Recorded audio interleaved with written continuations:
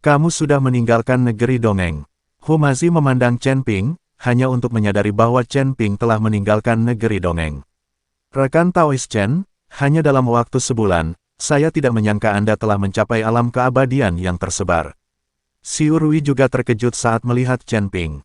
Baru saja berhasil, Chen Ping tersenyum tipis, lalu memberitahu Humazi dan Xiu Rui tentang apa yang akan dia hadapi selanjutnya. Biarkan Humazi dan Xiu Rui tinggal di Ling Hufang dan jangan berkeliaran nih, jangan khawatir, rekan Daois Chen. Master Hu pasti tidak akan berkeliaran. Dia sudah berpesta setiap malam selama lebih dari sebulan. Xiu Rui menatap Humazi dan berkata dengan sedikit rasa iri di matanya. Tuan Hu, Anda harus lebih mengendalikan diri, atau Anda mungkin mati kelelahan. Kata Chen Ping. Pergilah sekarang, saat kau kembali, kita akan pergi ke wilayah manusia. Dua wanita akan bosan bermain bersama pada akhirnya. Humazi melambai ke arah Chen Ping. Chen Ping dan Bai Yi mengikuti si abadi gila dan meninggalkan kota badak dan langsung menuju kota harimau terbang.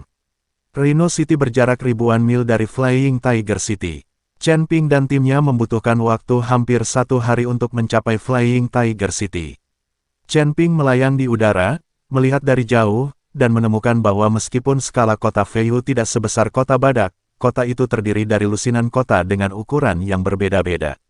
Dan tepat di pusatnya terdapat rumah tuan kota Feiyu, yang dikelilingi oleh banyak kota dan memiliki faktor keamanan yang jauh lebih tinggi daripada rumah tuan kota Godfly. Rhino City hanyalah satu kota, dengan Godfly City Lord's Mansion di tengahnya, sementara Flying Tiger City terdiri dari puluhan kota dengan berbagai ukuran, masing-masing dengan pos pemeriksaan independen.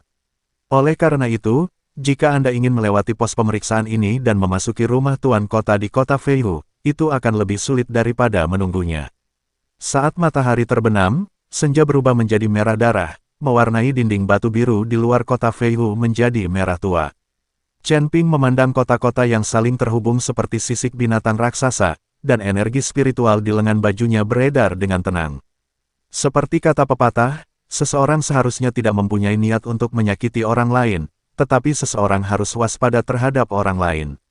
Tepat saat Chen Ping dan rekan-rekannya mencapai pos pemeriksaan pertama di kota, mereka merasakan 3 aura tersembunyi mengunci mereka bertiga. Berhenti, kota Feiyu berada di bawah darurat militer, semua orang luar harus segera pergi. Di depan pos pemeriksaan pertama, penjaga berbaju besi menghalangi jalan dengan tombak di tangan mereka, dan mata yang waspada dapat terlihat melalui celah-celah helm mereka. Tepat saat sang dewa gila hendak berbicara, Chen Ping mengangkat tangannya untuk menghentikannya. Dia melirik token giok yang tergantung di pinggang penjaga itu, dan sebuah tanda emas samar terbentuk di ujung jarinya. Dia mengetuk token itu pelan-pelan dan berkata, "Tolong beritahu Tuan Kota Jie bahwa kami dari kota Badak dan telah diundang untuk menemuinya." Saat rune itu menembus token, ekspresi penjaga itu tiba-tiba berubah, dan dia memberi hormat dengan hormat dan membiarkannya lewat. Karena orang ini memang diundang oleh penguasa kota Feiyu, dan mereka, para pengawal kecil, tidak berani mempersulitnya. Terlebih lagi, mereka hanyalah penjaga kota kecil di garis depan dan memiliki kehadiran paling sedikit. Bai Yi merendahkan suaranya, "Menantu laki-lakiku tersayang, rune ini. Lalat pengganggu itu memberitahuku, kalau tidak, kita tidak akan bisa melewati pos pemeriksaan manapun." Chen Ping tampak tenang, namun tatapan matanya menyapu pola susunan yang samar-samar terlihat di tembok kota. Namun dilihat dari situasi ini, saya khawatir ada lebih dari satu pos pemeriksaan.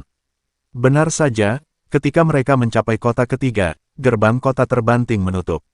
12 biksu berjubah hitam muncul dalam kabut hitam. Pemimpin itu memegang kompas perunggu, yang di atasnya tergambar 3 sosok dengan jelas, "Siapa kamu? Jika kamu berani masuk tanpa izin ke kota Feiyu, kamu akan mati. Kami dari Rhino City. Kami menerima undangan dari City Lord Jie dan datang ke sini untuk bernegosiasi." Chen Ping melangkah maju dan berkata, "Kamu dari Rhino City. Aku tidak mengenalmu. Jika kamu ingin bertemu dengan penguasa kota, kamu harus melewati kami terlebih dahulu." Pemimpin itu benar-benar memutar kompas, dan sebuah formasi langsung muncul di depan Chen Ping dan yang lainnya. Melihat itu, sang dewa gila mencibir, auranya melonjak. Tepat saat dia hendak mengambil tindakan, Chen Ping melangkah maju. Ujung jarinya menembus kehampaan, dan sebuah rune yang persis sama seperti sebelumnya pun terbentuk, tetapi kali ini rune tersebut memancarkan cahaya merah yang menyilaukan. Satu bab dulu ya guys. Ditunggu bab-bab selanjutnya. Stay tune di channel RSN Official. Terima kasih.